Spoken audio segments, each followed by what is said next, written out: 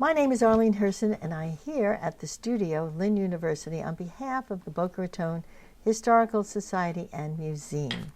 The Historical Society and Museum, founded in 1972, is a nonprofit membership organization dedicated to preserving the past and to enrich the future. The Historical Society is building a legacy in our community by collecting and sharing our local history. The current project is documenting the Jewish history of Boca Raton. My guests today are an exceptional couple, Richard and Carole Siemens. They have both been such an important part of the community, professionally as a developer, enhancing the landscape of Boca Raton, and personally they have been helpful to so many charities, received so many accolades. If I listed them all, we would need another show.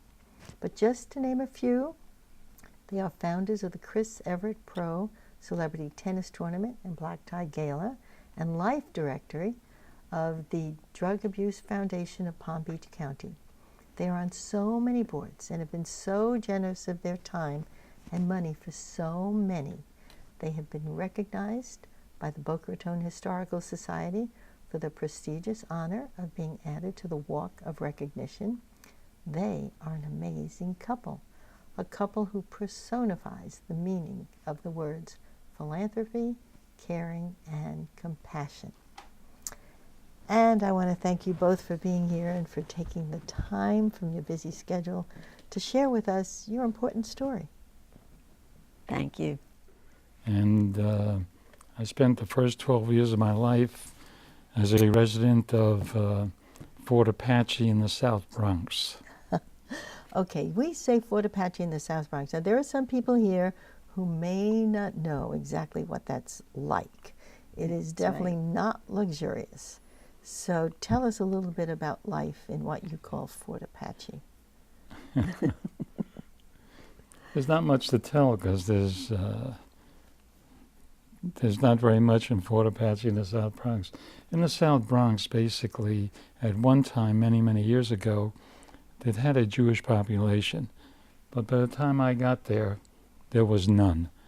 And the community there was basically Irish and German. And then what happened was that while I lived there, the first wave of Puerto Ricans that came from Puerto Rico to the United States moved into the South Bronx. And they were Dominicans, and there were a bunch of other folks from Central America.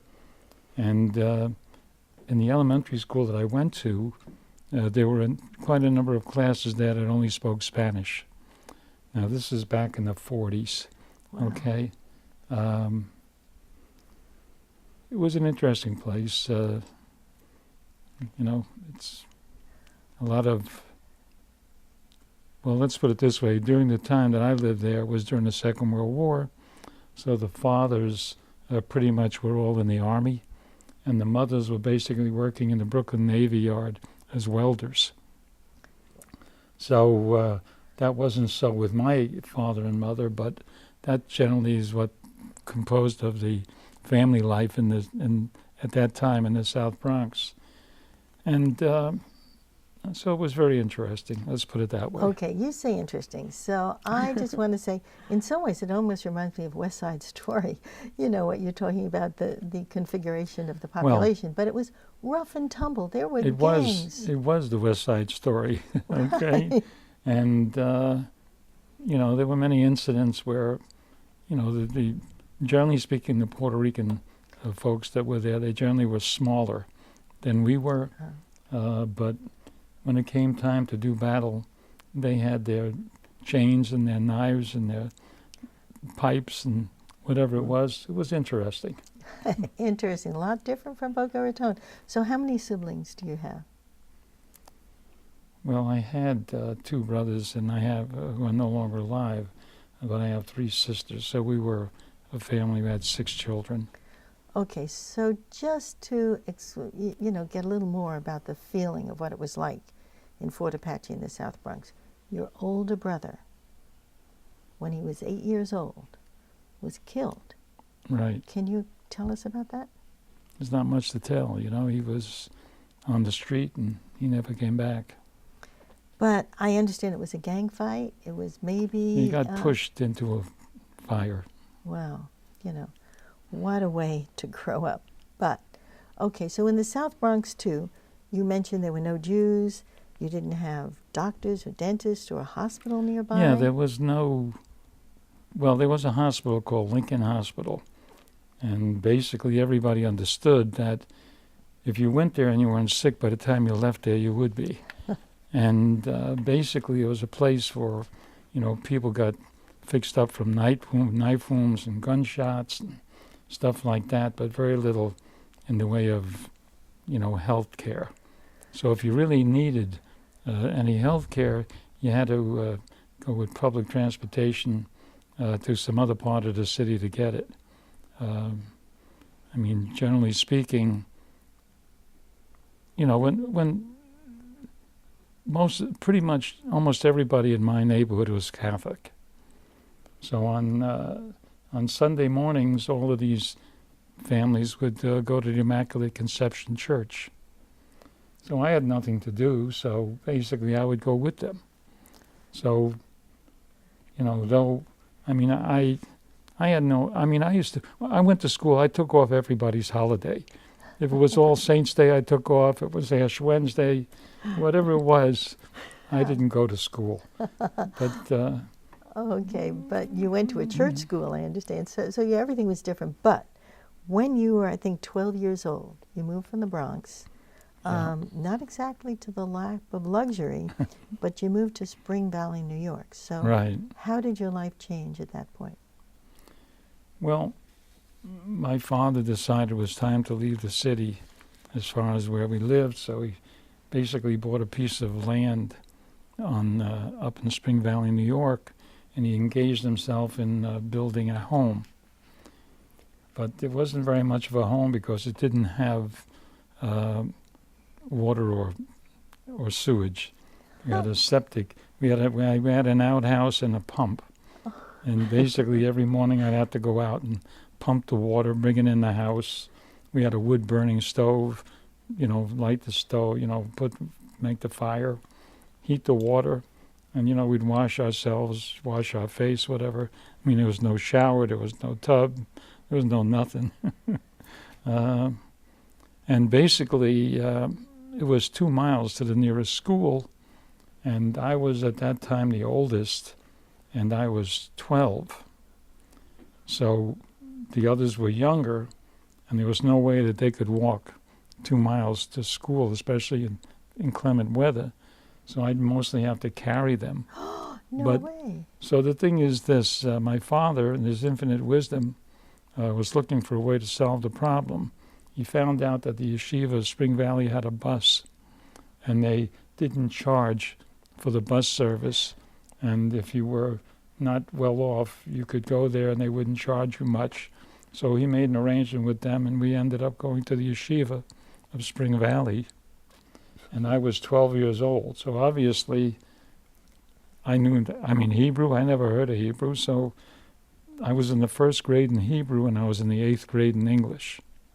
Oh my goodness. So in the morning I would, sit with the 6-year-olds or 7, whatever they were, and then in the afternoon I'd be, with this small group of students in the 8th grade. And then they decided that, I needed to have tzitzis, and I had to have, I had to have payas, and I had to have all this other stuff, none of which I knew anything about.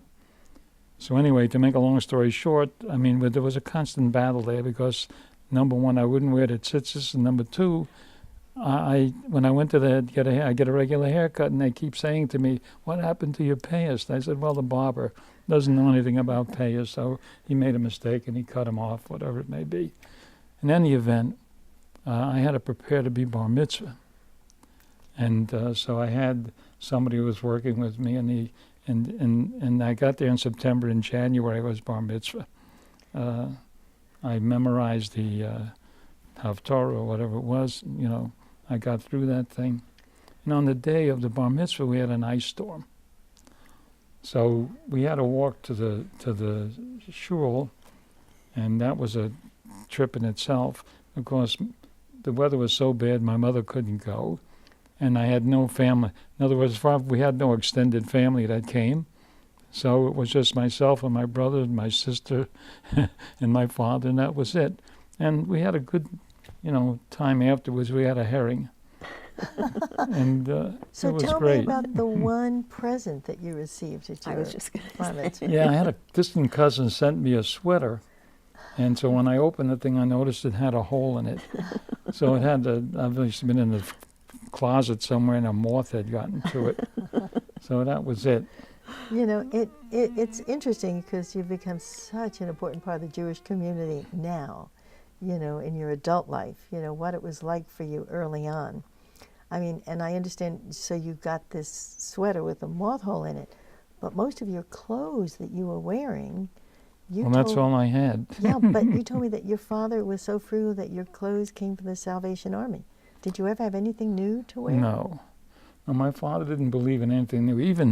Even bread, when we get 1 day old bread, it took me. I don't think I had really fresh bread until I was about 17. Well, in any event, the first time I really got a shower was when I went to play football in high school. That was the first time I had a medical exam, and the first time that's when I really could be able to take a shower. It was really a pleasant surprise. Well, Carole, you also grew up in the Bronx. Entirely different kind of upbringing. So tell us where you're from. Very middle class. It was Yeah. right near the Montefiore Hospital, which is such a famous hospital now. I know it. I lived on Gun Hill Road. Nothing like his, it's hard to follow him. Right. Mine was very average, I think. Yeah, there's so many. I grew up in the Bronx also, by the way, but not Fort Apache, and not where you live. I was kind of in the middle of where both of you were. So the Bronx it really has all kinds of communities And Fordham Road. but none of them great. None of them like where we're living today. Yeah. So where are your parents from, Carole? My dad was born in Germany, but he came over very young. I think he was 5 or 6 years old. And my mother was born here. And they both lived well into the 90s. Oh, wow. Yeah. Okay, that's Yeah. good news. And siblings? How many siblings do you Just have? my sister, who I want you to meet. Right, and your sister is a very talented artist. Very talented. You have an exceptional family. I was in your home. I saw some of her work. Yeah. But the Her. tapestries are something new that Well, she's tapestries, well, what are the tapestries? on the Holocaust. Oh, really? Yeah. So interesting. Yeah. Okay, does she live nearby? She lives in the city, in New York, Ah, okay, downtown, right. In Tribeca. in Tribeca. In Tribeca. Okay, you're so different today. But back in those days, you, Carole, were a model. You were a pinup girl.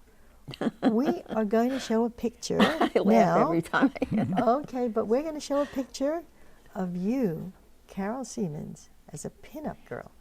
So tell us about that, about your life as a glamorous Well, model. at that time, I sang, so I thought I was going to be a singer, actress, whatever. And I must have been about 17, and they were looking for someone to tour with Bob Hope. Oh. And I was so excited, but my father, he was right. He said, there is no way that I'm going to let you go. And they said, they offered to take my parents too, but they wouldn't do it. I said, no, they were right. Right, but you like to sing. And you still, I understand, this was back, but you sang at your children's wedding. Yeah, we both did. You both we sang. sang Sunrise, Sunset. Oh, perfect. Yeah. Perfect, nice. But what happens if you don't keep it up? You lose it. Well, I'm glad you're keeping it up, hopefully. Very hard. Right.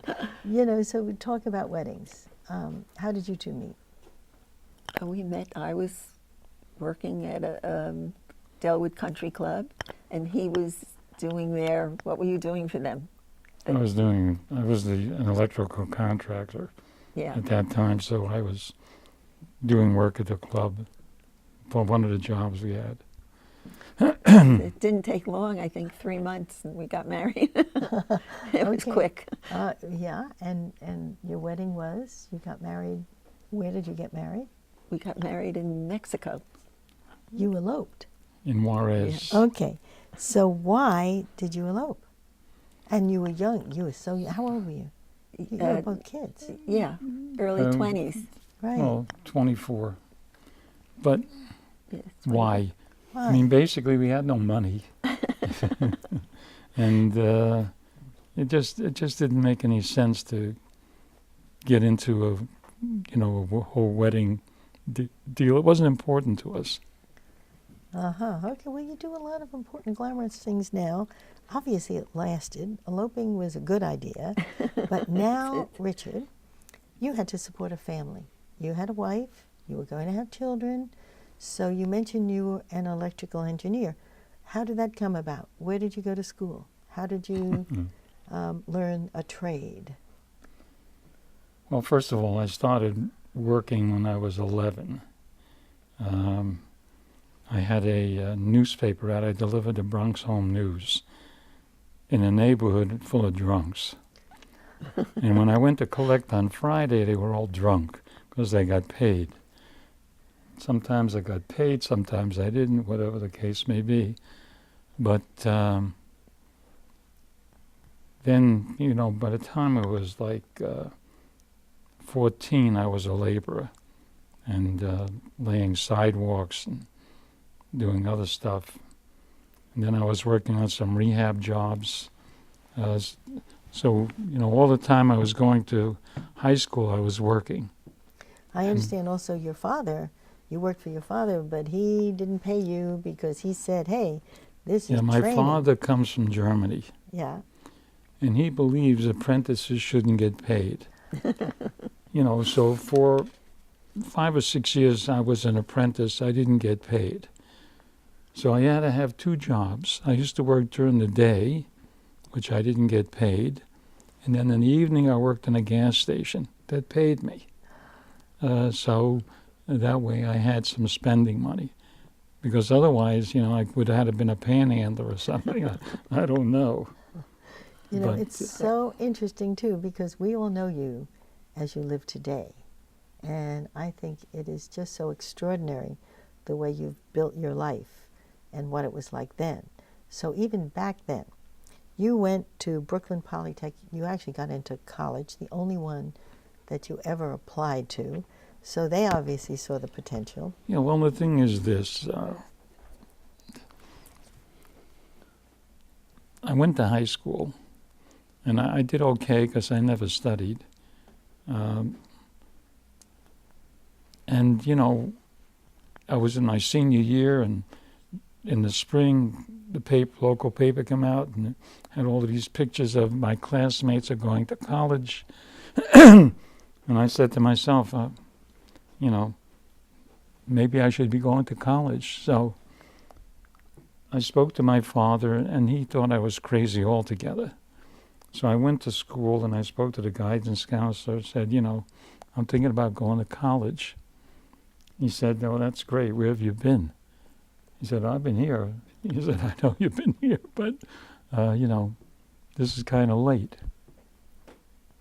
I said, well, I just decided that maybe I would try. He said, well, do you have any money? He said, no, I don't have any money. And I lived at that time up in Rockland County, which is a suburb of this, well, I wouldn't say of New York City, but it's out of the city limits. So, I wasn't eligible to go to CCNY or any of those schools in the city that one didn't have to pay any tuition to go to. So he said the other school was Cooper Union, which you don't pay any tuition, but in order to take the entrance exam, you had to have an 88 average minimum. As it would be, one of my classmates went to Cooper Union, but he was the valedictorian of the class, so it was easy for him. So I couldn't go there. So they told me there was a school in Brooklyn Polytechnic Institute, and it was relatively inexpensive. And it's where basically the people who graduated from Bronx High School of Science and and Stuyvesant High School, which are the top-of-the-line schools in New York City. Those people who didn't have money went there. Those who had money went to MIT and, various other places, the Ivy League schools. So I said, okay, I'll give it a shot. So I made an application, the only application I made. I went down, I took the entrance exam. They called me for an interview. I said, okay. So I go down for the interview. And he said, look, I don't understand your thing here. You took all of the courses that are required. And he said, you had a terrible grade in chemistry, and you got a very high grade in physics, and you got like 98 on the geometry exam, and, whatever it may be. I said, I didn't like chemistry. So he says, well, just because you don't like it, that doesn't mean you don't have to deal with it. I said, I understand. He said, well, look, if we admit you, will you play basketball for us? I said, I can't promise you I'm going to play anything because basically I need to go to work. I need to make money so I can pay the tuition. And I don't know how I'm going to carry, I was going to study electrical engineering. How am I going to study electrical engineering, play basketball, go to school, and have a job? It's not going to work. So he says, well, look, you'll try, right? Okay, I'll try. So they admitted me. That's how I got into Okay, so school. you got in, but your schedule. Okay, so you worked from 6 to 10 at night fixing cars. You studied till 2 a.m. in the morning. You had to get up at 6 a.m. to go to school. Your work ethic actually started then.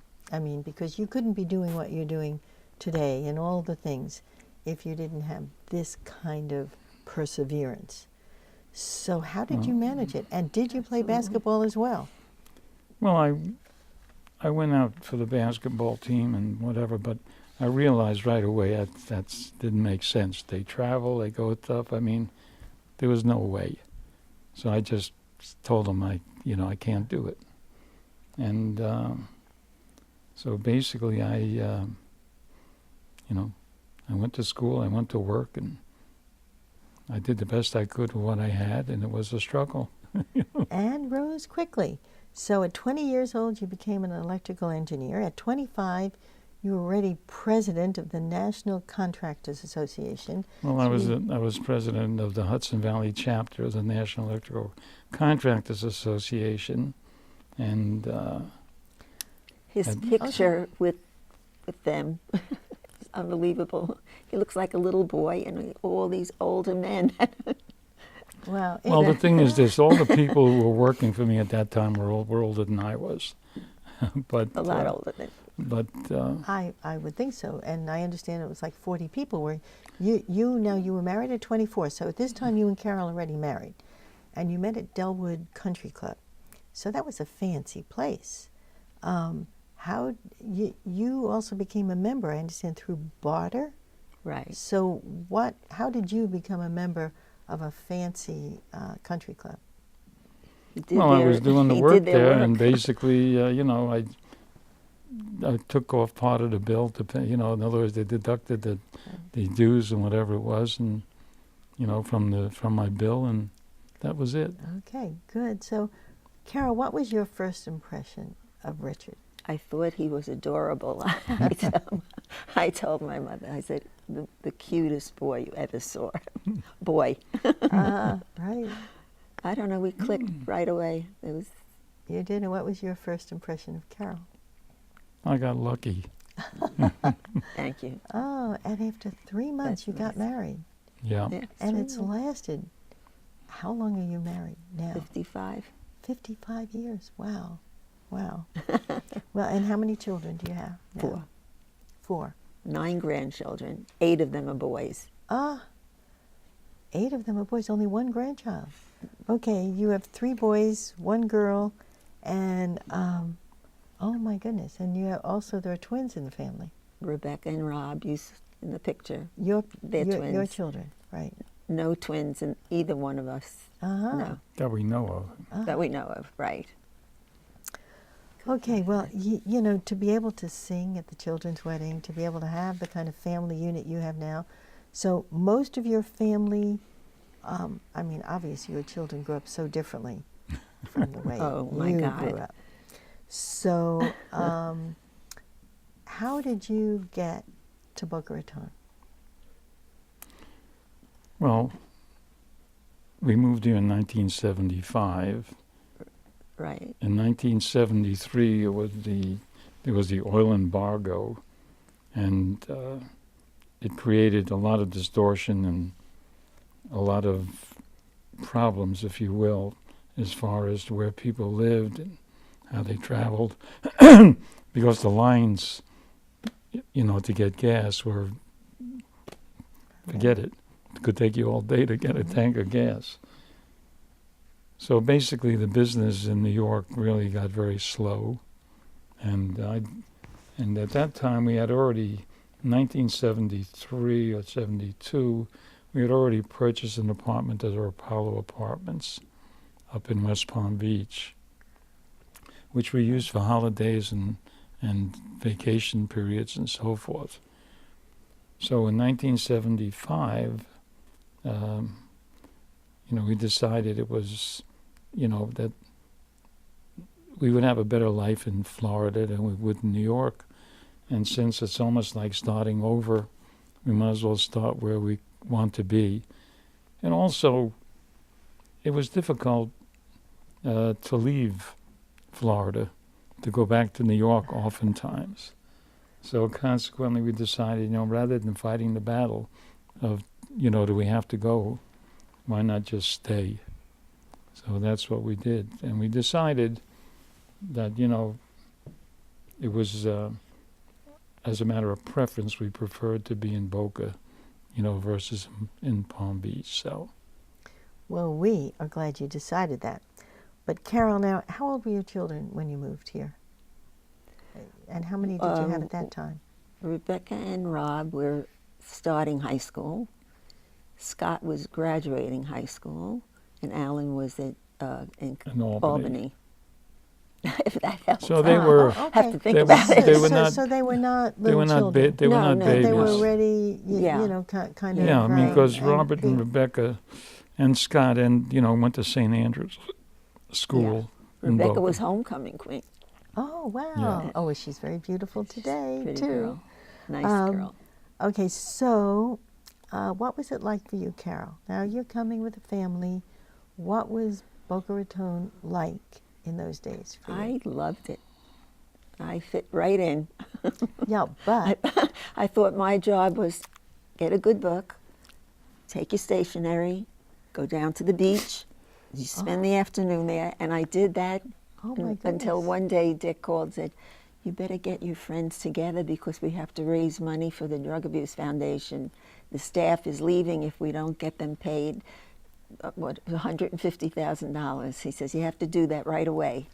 So I put aside everything I did for the beach, and that was it. I never even went back to the beach. I Now, got so... that's interesting because that was your first charitable involvement in the area. In the area. Right. Yes. You know, starting. Yes. So what did you do? How did you raise the money? He said, call all your friends. I called. I had very nice friends, and they all chipped in, and we got the staff paid. It Yeah, was well, six weeks he gave me to raise $150,000. And you Yeah. did I it. don't know. Well, the yeah, I thing did is it. this, we took a local restaurant, we set up a dinner type of thing, and we made an event out of it, so to speak, and And I thought it was a one-time thing, but then I found out no, because So my it- friends so it- wanted to do it again. They said, "Are you going to have it again? Are you going to do it?" It was right. great. all right. It was So Stedman was our speaker. Oprah's Oh, whoever Stedman yes. was friendly with my daughter, Uh-huh. and he was our guest speaker. Well, you, Right. you know how to put together, you know, a good party or a good way to gather people together. But I just want to go back a little bit to your coming to Florida, to Boca Raton. 95 wasn't built yet, I understand. right. And he took and showed me Boca West, right? And I didn't show you Boca West. I showed you where the polo club was going to be. I said, who's going to come out here? Who is this so far out? And he said, it's going to be the heart of Boca. I said, okay. Okay, well, you mentioned the polo club. How could I not mention? Because I live in the polo club. And so that was just one of your developments. I mean, you at that time were already established here. There's other stuff that you did that was so important. So why don't we talk about some of that stuff? So you got involved in charities. So what was your first big development job here Well, we came in 1975. In 1976, we started on Lake Ida Road in Delray Beach. We built the Rainberry. Rainberry Woods, and then we went on to build Rainberry Bay, and then there was Rainberry Lakes. And we had Rainberry Park out in West Boca. And we did in between, we did the Delray Hospital project, and we did the West Boca Medical Center project. Okay, I just want to stop you there. Yeah, you know, because it's all important. And look, this poor boy from the Bronx, and Mill, you know, what you brought here, and there had to be money background, you had to know how to do it, you had to put it together. But you mentioned Delray Hospital, because I want to go back to that, because it was so important, because they were having a very hard time getting property for that hospital. Well, and what there was no hospital in Delray. There was the Bethesda Hospital in Boynton Beach. There was the Boca Raton Hospital, Community Hospital in Boca, and then further to the north was JFK Hospital. Actually, I knew nothing about hospitals, but a gentleman by the name of Jack Dawson came to visit me in my office at Rainberry Woods. And, you know, he told me he had made an application for a certificate of need for a hospital in Delray. You know, so I told him, you know, I know nothing about hospitals. What are you talking to me for? He said, well, he's not getting very far, and he needs somebody who knows more than he knows about getting things done, I guess, or whatever. He said, you know about the process of zoning and all this other stuff. You know, you could probably figure this out better than I could. So anyway, he visited me 3 or 4 times. Finally, I said, okay, look, I'll take a look at this and see, you know, what it's all about. So I looked at it, I found it interesting, so I said, okay, you know, we'll give it a shot. So we made an application together for this hospital. He happened to own a parcel of land on the corner of Lake Ida Road and Congress. And that was the basis for those first applications. We got absolutely nowhere with those applications, because basically the Boca Raton Community Hospital, Bethesda, and JFK all opposed our application, saying the hospital wasn't needed. We kept saying it is needed, and we provided them with the demographic proof and so forth and so on, all of which they said was contrary to the demographics that were put out by the University of Florida, which was the basis on which the state, you know, judged, if you will, the need for these things, medical services. And, you know, it was obviously we had no pull with the governor's office or the people in Tallahassee, and they had. So we kept getting shot down. So finally I decided, well, we need to get some help. So we went to a company called Medfield in Tampa. They had a few hospitals. They looked at our application. They said they don't understand why we're losing. So they would basically participate with us, and then we'd work out an arrangement. I said, fine. So they came over. They made the application with us. Got turned down again. And anyway, this is going on now for a number of years. And finally, I'm sitting in my office. By this time, we had moved. We had pretty much got done with Rainberry Woods. I was now in Rainberry Bay, and I get a visit there from a fellow from California. He says his name is Sherwin Small. I represent National Medical Enterprises. We're the second largest proprietary hospital in the United States. And we bought Medfield. And so consequently, we have your certificate of need application. We'll take a look at it. If it's worthwhile, we'll make some arrangement. If not, we'll give it back to you and you can do what you want with it. So they had their people come in from California. They looked at it and they said they don't understand why we're losing. And so they said, fine, they would participate with us. So they hired a very influential law firm up in Tallahassee. And those people came down and put together the next application. It was a fantastic presentation and got turned down again. Oh. And so they said, look, that's enough of this. It's going on for years, and we're never going to get this thing this way, so we're going to have to go to court. So we went to court. We sued the state of Florida on the basis that their whole demographic studies and so forth were faulty on their face, and, and basically they should be thrown out. So we went to court, and we won. And, of course, the state went ballistic because now we messed up their whole game, as far as they had to redo their demographic studies. So they decided they would appeal it.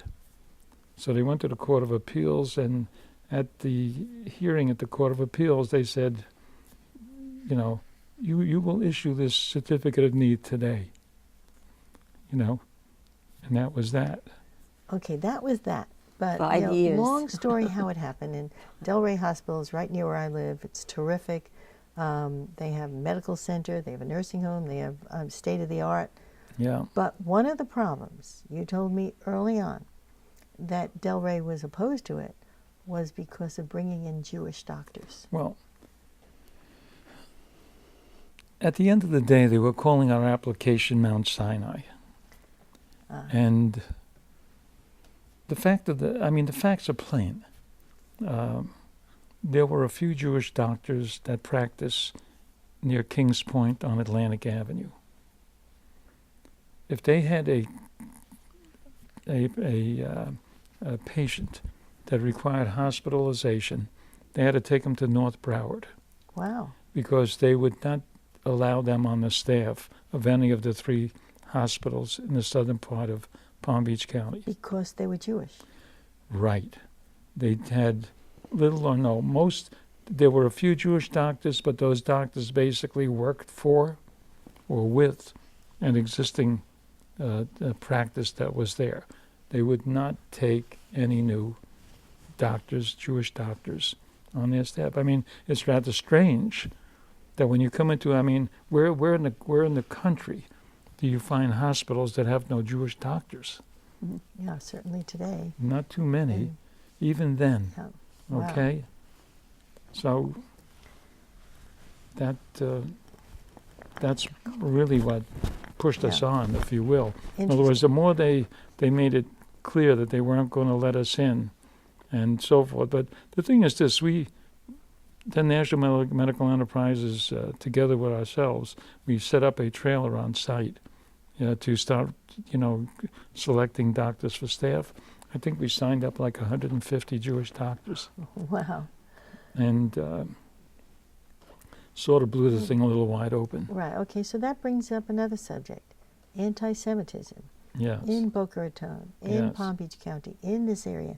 So, Carole, when you came, and you were so, thrilled about living here, about the wonderful, weather we have, the wonderful beaches that we have, the wonderful homes we have, we found an article in 1930s in the real estate section that said all that, come to Boca because of our weather, our houses, our people. And then underneath it, in capital letters, was restricted. Mm-hmm. So we know that Boca Raton, years ago, Jews were not welcome. Now, of course, and partially because of you and what you've done and all the building that you've done. I just want to go back. You mentioned Rainberry Woods and all the Rainberry. They're all gated communities, which was all new here. That's become so popular. Well, Rainberry Woods was not a gated community, but Rainberry Bay and Rainberry Lakes are gated communities. But the thing is this. Okay, go ahead. Yeah, okay, but I want to know about anti-Semitism. I want to talk about that. Yeah. in Boca Raton. I want to talk Okay. about your experience. Okay. Back in 1975, a lot of the property, a lot of the land, and a lot of the business, well, more specifically the Boca Hotel. The Boca Hotel and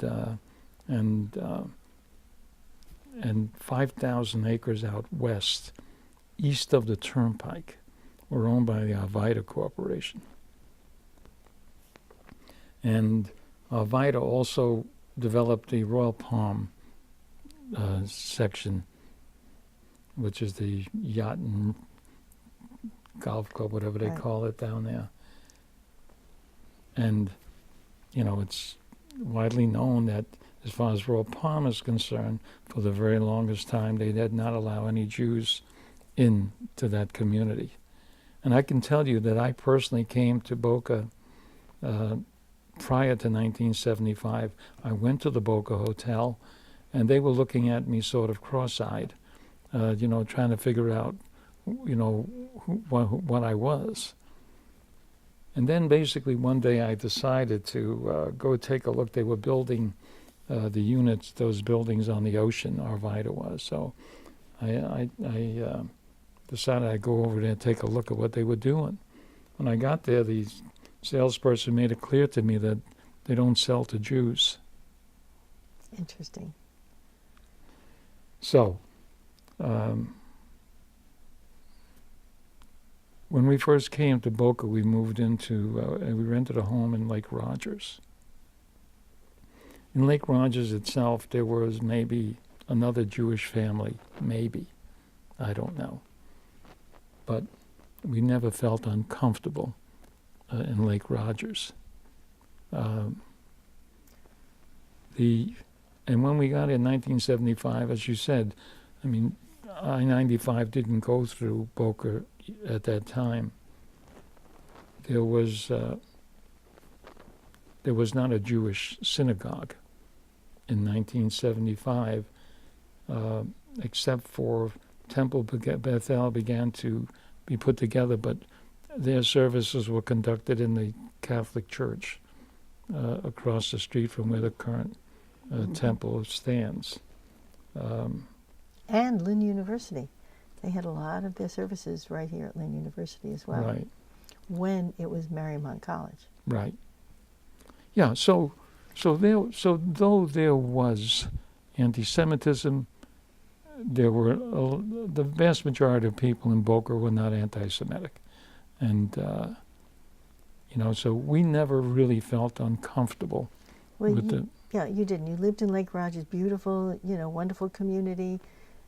You said you were the only Jewish family. Maybe there was one other, but your children growing up in that neighborhood, did they have any problems? Did No. they have No. any in school, being in the, quote, minority at that time? Well, they went to St. Andrews. At the time that they went to St. Andrews, there may have been another half a dozen Jewish children in St. Andrews, but they were welcome. I mean, there was not an issue of whether they would take them and they wouldn't. They did, and they had a good experience there. I mean, not everybody welcomed them warmly, but for the most part, they did fine. And how about you, Carole? Did you ever experience anti-Semitism in Boca Raton? I haven't. So interesting, and very happy to hear that. We've heard all different kinds of stories, particularly with Royal Palm, which you're talking about, but about being able to live there but not being able to join the yacht club. But it's changing, and a lot of changing is really because of the two of you. So you've done so much stuff. That's why in the introduction I wanted to kind of mention some of them, because if we talked about all of them, we'd be here for 3 years. But West Boca Hospital, that was also, your doing, and that serves a part of the community. Well, the thing is this, I basically looked at the area west of the Turnpike in Boca, and I felt that at that point that this area would grow dramatically, and that one day there would be probably 100,000 people living west of the Turnpike in Boca. So we contracted to buy this parcel on 441, and I went to National Medical Enterprises, and I said, there should be a hospital on this site. So they said, okay, they would have their people come in, take a look at it. They looked at it. They said, it doesn't look like it's needed, if you will. I said, because you're looking at what is. I said, you got to look at what will be, okay? And you got to have some foresight and so forth and so on. I said, this place needs to have a hospital. I said, if you won't do it, then I will. I said, oh no, if you feel that strongly about it, we'll, do it together. So we made the application for the West Boca Hospital, and it went through without objection. Boca didn't file an objection, Bethesda didn't file an objection, and neither did our friends at JFK. So that was an easy one. Okay, not 5 years like Delray Hospital. Right. Okay, but that opened up a whole other area for you, because behind the land, behind the hospital, the West Boca Hospital, is this tremendous amount of land, which you guys have helped create to something extraordinary. And that's the Federation of South Palm Beach County, the Jewish Federation. Land that you donated to them? Why? Well, we donated 23 acres to them and put all the improvements in for it. And then basically I acquired, I helped them. Well, I basically did all of what had to be done for them to acquire an additional 77 acres. So the entire complex ended up being like 100 acres, of which 15 acres was sold to Hillel to build a school. And, and then there are other agencies of the Federation. Well, let me talk about what's there, and more is coming. And it's called the Richard and Carole Siemens campus because of what you guys have done and what you're still doing. So on this campus, which is approximately 100 acres, and all these organizations, including Federation, but there are preschools, there's a Jewish day school, there's a fitness center, there are cultural programs, there's adult daycare, there are special needs programs for adults and children, there's low-income housing for mental health services, and so much more, which is, and I understand, more and more stuff is coming to the Carole and Richard Siemens Federation, Jewish Federation campus. So you guys got so involved. Well, in that particular project we were involved, we spent a fair amount of time. Right. Well, Carole, you've been on so many boards. I mean, you have, started with the drug abuse, and I mentioned the Chris Everett tournament, which, raises money for, it does a lot of good stuff in the area. You're the one that brought Chris Everett when you built the Polo Club, and you brought her in as the resident pro, which is great. I lived there. But Carole, you've also been a tremendous inspiration. You've worked together. I've heard you say that what you do is important and that you enjoy it. So what inspires you? He inspires me. Well, that's the truth. Yeah. Okay. That's the truth. Yeah. Okay. I mean, love he's Okay. capable of doing so much, and it pulled me along. Yeah, but you're right by his side. That doesn't happen all the Yes. time. It doesn't happen all the time that the spouse gets so involved and becomes such an important part of the community. In all of the pictures we see in the society column, you're together, you're smiling, you're enjoying it, you're doing it. So what inspires you, Richard? Inspires me? I don't know about inspiring, but when you see things that you think can be beneficial, things that can be done to help people without some help couldn't help themselves. That's really what the game is all about. In other words, to make somebody else's life better. Yeah, okay. And Carole, you do that. And you mentioned that Rich is right, and I totally understand that. But with all the boards and all the things you do, what gives you the most satisfaction? What gives you the most pleasure? Just to see when the results are good, it's very satisfying to see things that you're working on come to fruition. Yeah, true. Okay, which is good. I mean, you do it for the community. You also do it for yourself because it makes you feel important. You make it feel your life is worthwhile. You're doing good things. So now, Richard, of all the things that you do, you have a brand new thing now. I mean, I just want to talk about your company now because you've changed the landscape of Boca Raton in so many ways. So your company is called the Siemens Group. And I just want to read a little from your brochure, the kind of stuff you do.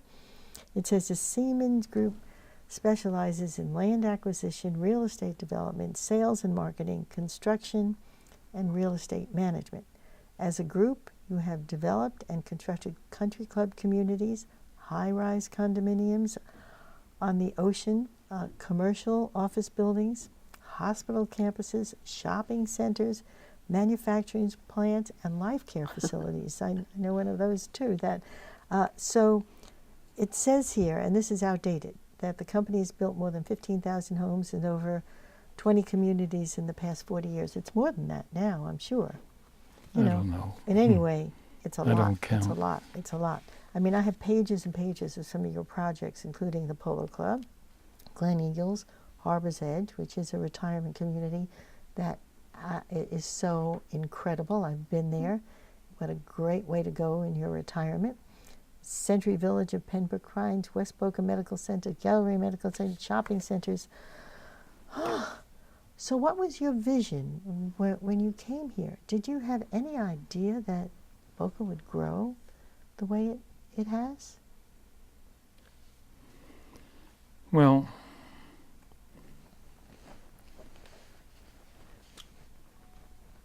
I basically, decided to spend my time in South Palm Beach County,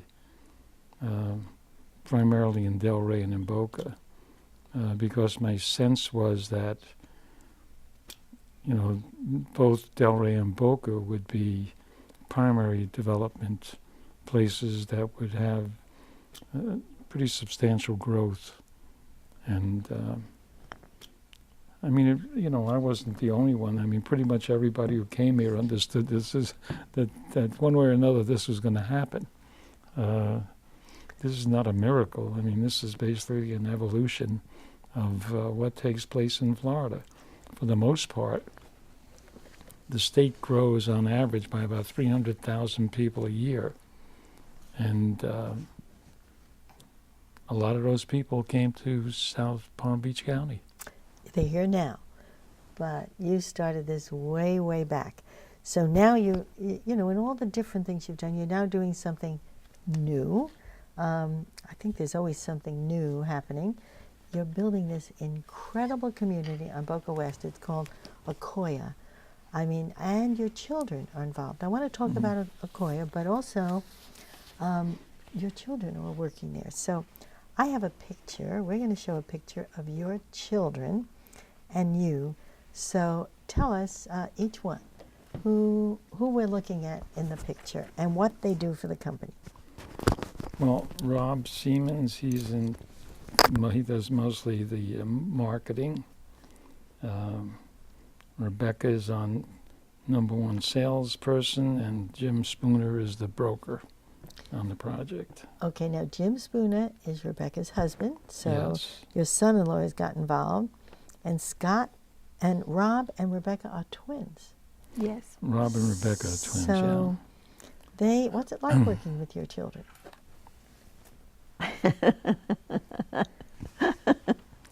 Well, it's something I guess everybody should be fortunate enough to be able to do. Oftentimes you have families and they don't, for whatever reason, get along. Thank God we all get along, and so the working experience is, pleasurable. Oh, and all your children except for one are in Boca Raton.